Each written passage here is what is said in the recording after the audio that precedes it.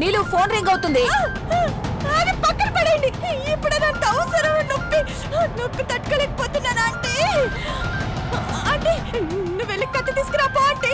కత్తెందుకు నీళ్ళు? ఈ వేలు ఇక్కడ దాకా కోసేసుకుంటాను. వెళ్ళంటీ. దీనికి మెంటల్ వచ్చినట్టుంది.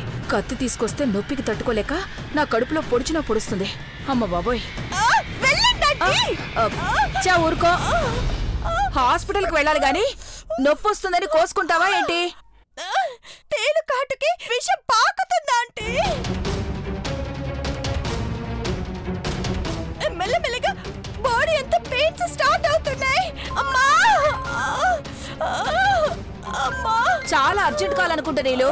మళ్ళీ రింగ్ అవుతుంది. లిఫ్ట్ చేయి. ఫోన్ చేసినా లిఫ్ట్ చేయట్లేదేంటి? నొప్పికి మాట పడిపోయిందా?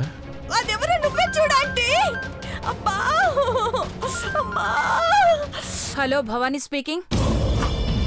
బాగున్నావా ఆంటీ? ఎవడ్రా నువ్వు? నన్ను ఆంటీ అంటున్నావు?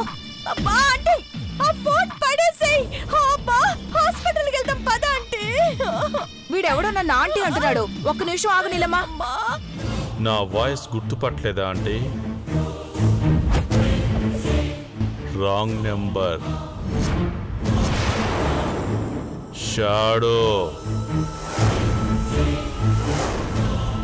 ముసుగు మనిషి.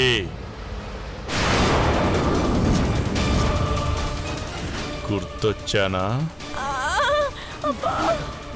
నువ్వా? ఎవడాంటీ? యముడే.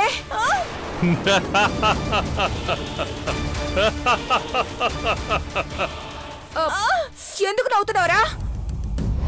మీ నీలాంబరికి నేను పంపించిన గిఫ్ట్ బాగా నచ్చినట్టుంది. నొప్పి ఎక్కువయ్యి హాస్పిటల్కి వెళ్లే లోపు చస్తుందని చెప్పు. ఈ నొప్పి తగ్గాక నీ సంగతి చూస్తాడ్రా. ముందు ఈ నరకం నుండి బయట పడు నువ్వు. ఆ నొప్పి పోదు, ప్రాణమే పోతుంది. ఎందుకంటే ఆ తేలుని స్పెషల్గా ఫారెన్ నుంచి తెప్పించాను. హాస్పిటల్కి వెళ్ళినా లాభం లేదు. ఆ తరువాత ప్రాణమే ఉండదు చంద్రముఖి. అరవకో. నువ్వు బతికుంటే నా దగ్గరకొచ్చి షాక్ ట్రీట్మెంట్ తీసుకోవాల్సిందే. ఎదురు చూస్తుంటా. రండి.